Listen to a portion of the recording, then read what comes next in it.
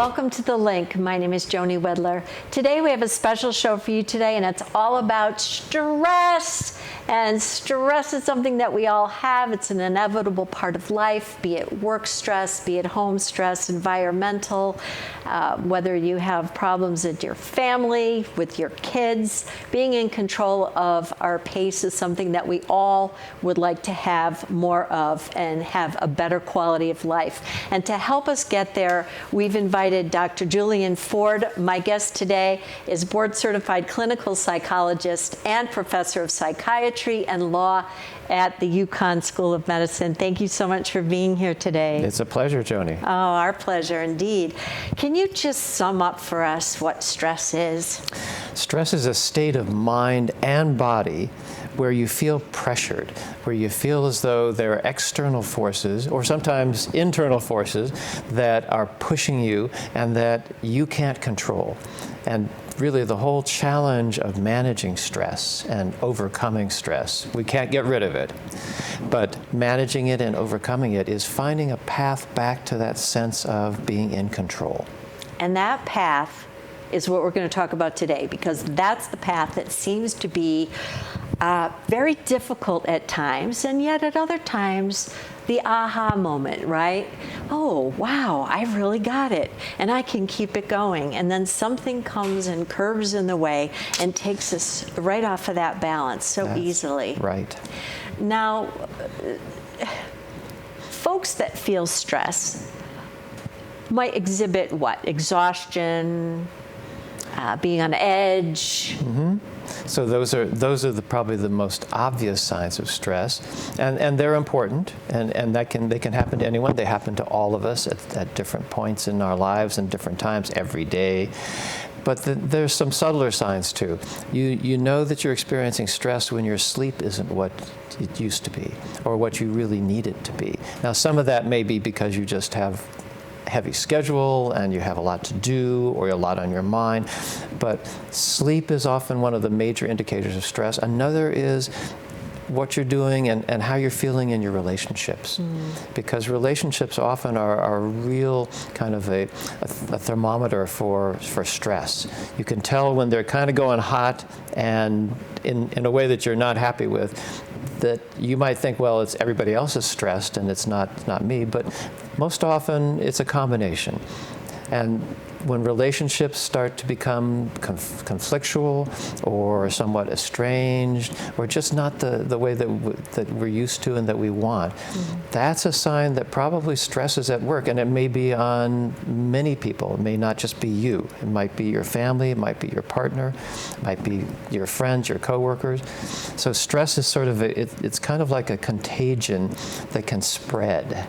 And we can't, and I don't want to compare it to to COVID exactly, but it has a similar kind of feature where people sense stress in one another, and that can then trigger one's own internal sense of stress, sometimes out of sympathy and empathy, and sometimes out of just, I don't get caught up in this.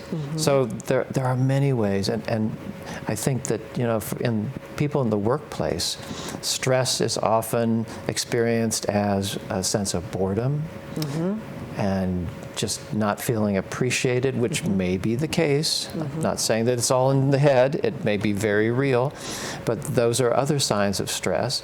And then, for parents, oftentimes stress is experienced with worries and frustrations in relationship to our children. And again, they may be great and we may be doing wonderfully as parents, but that sense that, oh, I'm just not doing a good enough job, or my kids don't really think that I'm a great parent, or I don't think I'm a great parent. So all these ways in which we can start to kind of escalate and get caught up in a cycle of escalating stress. And that's what we really need to look for and find ways out of. Because if we don't, we come into chronic stress. And chronic stress, you said best in an interview that I heard you on, that it becomes a lifestyle. Yeah. So when chronic stress becomes a lifestyle, what is happening within the body? Well, a researcher has called this allostatic load, and I know that sounds pretty fancy and technical. What that means is we all know that the ideal state for our bodies and our minds is homeostasis, in balance. Human stasis, being stable. So when we're in balance, then that's the optimum. And that's when we're feeling good, feeling relaxed, feeling pleasant, energized, excited in a good way. The effect of chronic stress is really just a sense of strain. It's as if you're pushing against something, always a barrier of some kind. And it's usually not something tangible or obvious. It's just that feeling of being held back, held in, having to tense up and being on guard and ready for who knows what. So those kinds of feelings are really difficult for the body because they require our bodies to mobilize in a variety of ways. The classic is the fight-flight response. And actually it really is several stages where the initial response to stress by the body is to stop and just freeze and just look for what is it that I have to deal with. Then there's the flight stage, which is I don't want to be here. Get me out of here. I'm out of here. Then, if you can't get out of there, it's the fight back, and I'm gonna make this right. I'm gonna change this, and that's all of which can be really good. But then, when it's chronic, the fourth stage is really shut down. And that's when we start to experience the kinds of reactions that we consider, really, really concerning. Anxieties, worries, ruminating about things that you just can't get rid of. Internalizing, feeling down and blue, the signs of depression. But it can also take the form of just, your stomach never quite seems to relax. You can't ever seem to quite just shake out that tension from your body. And that's when it can affect sleep and it can affect energy level. So I know this is a lot of bad news, but if we know that this all comes from a reaction to feeling as though we are not in control of our lives. That's the core, and that's what we can then do something about. Right. I heard an analogy of being stuck in the mud. You're stuck in the mud. You don't like it. You don't like being stuck in there, but if you fight that, you get further stuck. You just dig yourself deeper. Where if you can have that place of, all right, I don't like it here, this isn't where I want to be, I need to get out of this, but from that place of mindfulness, from that place of presence, the answer will come of the next step and the next step to take.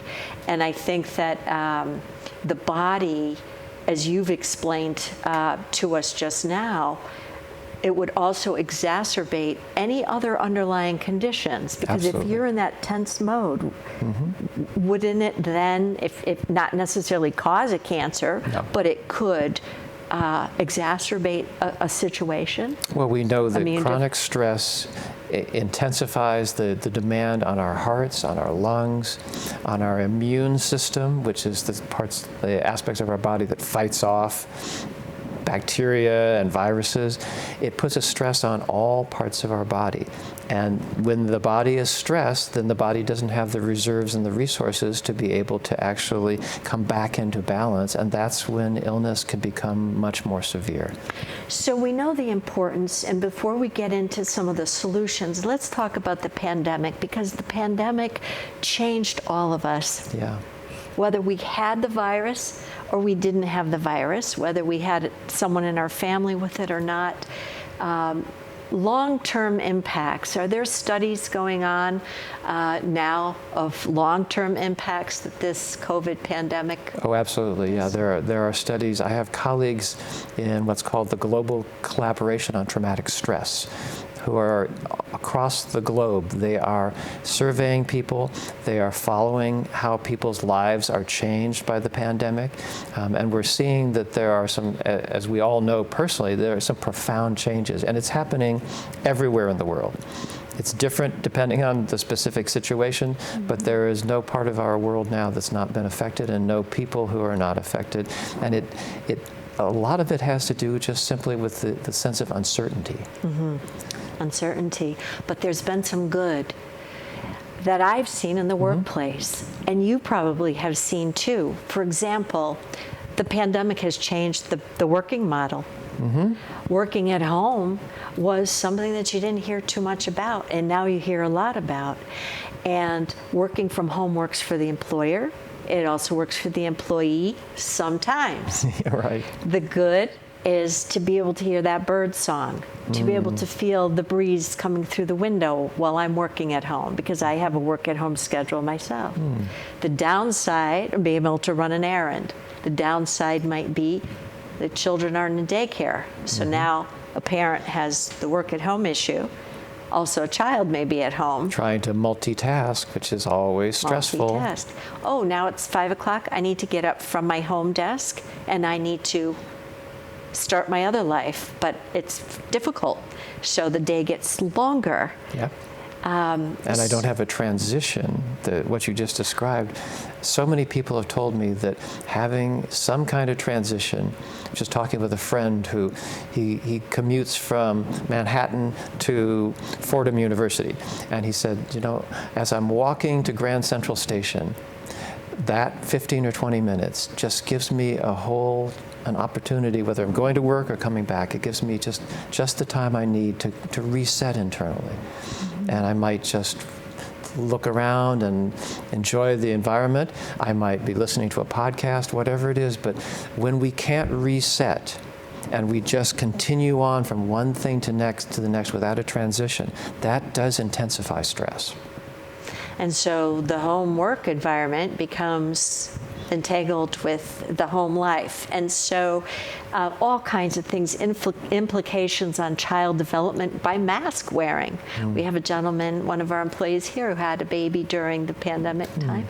And that child has seen most family and friends with masks, without facial expressions. And the part that healthcare workers have played in the pandemic and the various stages of suffering that they too have gone through because of the enormous stress that they're under has created this whole shift within our world. But it is what it is, and there's good that has come out of it as well as the bad that's come out of it. So with the demand of increased stress and increased chronic stress that you may be seeing in your line of work, I've often heard that there aren't providers that are easy to get in touch with, counselors, psychiatry for medication. What is your feeling on that, Dr. Ford? Are we bringing more into the workforce, training more to be able to work hand in hand? And are we working together with our physical healthcare providers to be able to provide more mental health services? Well, that's one of the great things about working at a medical center like UCONN Health, because we in the mental health field are able to work very directly on a day-to-day basis and develop partnerships and collaborations with our medical care, nursing care, physical rehab, occupational therapy, social work, the whole range. And that's really the ideal setting. So even though UCONN Health is not the only place to come for excellent behavioral health and stress management, it's a wonderful example. We have a mood and anxiety disorders clinic that is wonderful, and you don't have to have deep depression or paralyzing anxiety. It can be just something enough that it's really interfering with your life. And there are providers, but it is true that we're still short-staffed everywhere. It's not possible to meet all the needs, and yet we're essentially in the healthcare field and in the mental health care field, we're escalating our efforts. We're training more people. It is a challenge, but there's always people are always professionals who are available. So the National Association of Social Workers, that's a great place to look for referrals. The Connecticut Psychological Association for psychologists, that is a wonderful place. And there are national and international organizations for more serious and persistent psychiatric or mental problems. The National Alliance on Mental Illness, NAMI, is a wonderful resource. Very. So we need more, and that's one of the things that there's a lot of advocacy happening in our state and nationally to provide more funding for training, for actual service providers, but they're out there, and they're interested and ready to serve. And there were a lot of legislative initiatives that came out of this last session that were very proactive for mental health, and monies to go for furthering mental health resources and help for all of us. Now, let's talk about some tools, because we're already halfway through our program, and people need to know that a deep breath is good and healthy diet is good. By that we mean lay off the sugar. Caffeine maybe, a little bit, can be a little bit of a trigger sometimes for furthering stress and anxiety, but then they say caffeine is good for you too, so it's good for brain good health. Sometimes and not so good other times, but it's a matter of the right balance and nutrients that actually help your body fuel up without adding more. And dehydration. We all learned with the last heat spell that we had that drinking water is incredibly healthy for our brains as well. So all that is good, but can you talk a little bit about resetting that alarm in our brains and what you call SOS? Sure. So the key thing here is to picture the brain, and if you can imagine, everybody's got a brain which has 3 different parts that are really crucial. The first part that really has to do with stress is the alarm in the brain. And that's a part of the brain that's called the amygdala. As we were talking earlier, it's a very small area deep in the middle of the brain, and it lights up whenever you have a sense that something's not right. It could be a major emergency, it could just be a small hassle or frustration or something that I forgot about that, I've got to pay attention. So there's an alarm in the brain that signals us to pay attention. And that's good. But if that alarm gets activated by chronic stress in a way where it never really shuts off, then we're in our brains and our bodies, we're in a constant state of stress. And that may be even when we're in the most relaxing situation. So the first thing to know is, because we've all got an alarm in our brain, we all need to pay attention when it goes off, and then find a way, and there are some very practical ways, as you mentioned, to reset that alarm so it's not constantly going off. You wouldn't want a fire alarm to be going off all the time, because then you'd never relax and you'd never know when you were actually safe or not. Same thing with the alarm in the brain.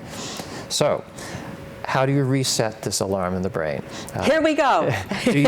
Do you change everything in your life? No.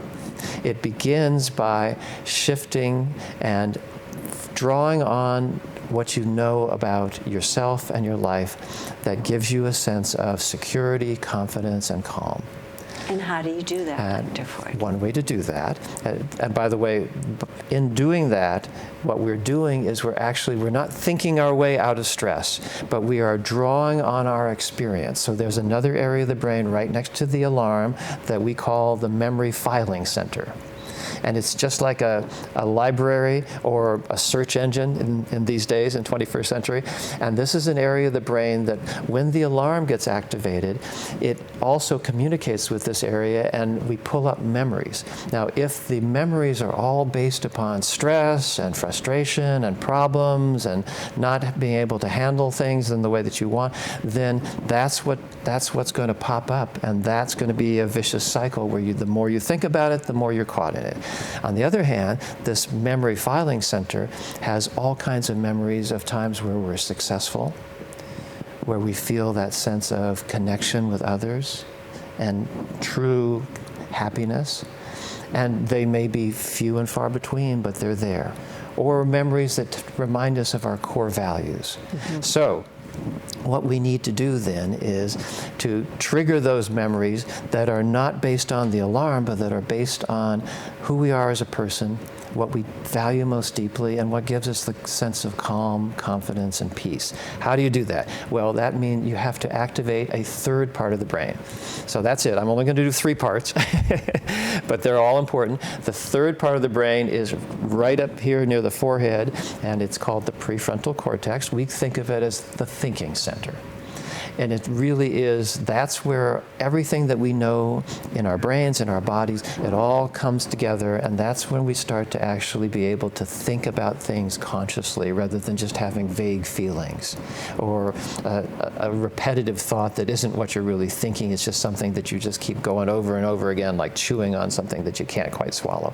So the thinking center in the brain is an area that enables us basically to step back and do 2 critical things. The first thing you alluded to earlier, and that is to step back and instead of fighting with the feelings of stress and digging a deeper hole, to step back and just take a moment for acceptance. And acceptance does not mean that you like what's happening. It does not mean you agree with something that you feel is completely wrong. It means accepting this is where I am and this is where life is, and I need to deal with this and not try to deal with something that I'm just imagining or wishing for. Where am I right now? Okay. And the acceptance, actually, that's almost like taking a deep breath. And people often find that when they do this, when they activate their thinking center by just saying, okay, where am I now? What do I need to pay attention to? They begin to notice the stress in their bodies. And once you start to notice it, you can begin to let it go. And it goes away naturally. It doesn't stick around unless we hold on to it. And then they also begin to notice, what's really important to me in my life. So we've developed, my colleagues and I, a very simple 3 steps to doing this, activating the thinking center. It's called SOS, because that used to be Save Our Ships. It was the universal distress call, but now it's the universal focusing and reset. And it's very simple. The first S is just slow down and sweep your mind clear. And just for a moment, clear everything away and don't get caught up in anything in particular. Just notice where you are, what your body's feeling. I know this may sound like psychobabble, but it's actually something that can be an enormous relief. So just slow down, sweep your mind clear, imagine a broom that's just clearing out all those thoughts and feelings and just leaving you with a nice, clear, and very pleasant kind of a sense of quiet. Then the O is to orient yourself. And to orient means to focus and change your perspective. So to orient is to really then shift away from what's bothering me, what's going wrong, what should I be doing, what should everybody else be doing, right?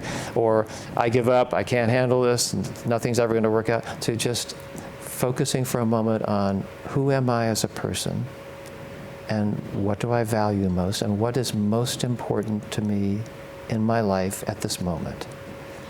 And when people take just a moment to focus on that orienting thought, they often hear some music that has special meaning, or they imagine or they actually see a person who they know cares for them and who they care for deeply. Or they might imagine a place that has a special meaning. I did this one time with a bunch of psychologists, and one of the psychologists said, "Oh, that was so great. I gave myself permission to go to this desert island and this beach where there was no cell phones, no pressure, no pagers, and I could just breathe and feel the sunshine and look out over the water." So it can be any way in which we just are able to shift to, this is what is most important to me in my life at this moment. And with that shift, you can almost feel some of the stress kind of, again, just lifting or flowing right out of your body. And then the third part, which is the second S, is just doing a quick self-check. And it's interesting, we suggest 2 things. So if you imagine you have a thermometer for your stress level, okay? And 1 being no stress at all and 10 being the most stress you've ever had in your life. So we just suggest, just do a quick stress thermometer rating. What's your stress right now? Mine right now at this moment would probably be about a 6, which is not bad, but it's because I'm interested, I'm energized by the conversation. Okay. And then we also suggest that people do a self-check on their personal control, how much personal control they have. And this is really crucial. We define it not as, can I make everything in my life exactly the way I want it? Can I change everybody? But no. Personal control comes from being able to think clearly under stress. So how clearly am I thinking right at this moment? And if you're not thinking clearly, then you just wait. Then just wait, or maybe go back and refocus on that orienting thought, or maybe there's something else that's actually important that you're kind of overlooking. So it becomes a process where you don't just go through it one SOS and you're done. Sometimes you go back to the orienting thought. Sometimes you go all the way back to just sweep my mind clear. Mm-hmm. But in doing that, what we found is that people tell us that does reset that alarm. Don't you just love him? Now, the voice, the calm, the demeanor, the smile, Dr. Ford, it's been a pleasure to have you. And we hope that this program has given you an opportunity to practice this, because one thing I heard you say was this isn't a once and done. Exactly. Try this when you're not stressed. Sweep your mind when you're making meatballs, when you're out walking, when you're driving the car. Come back to the present moment. Practice so when you have a thermometer level that gets a little higher, you've got something tried and true in your toolbox. We hope this helped you, and we will invite Dr. Ford back again for all things mental health. And until next time, thank you so much for being with us. I'm Joni for Nutmeg TV. Have a good day.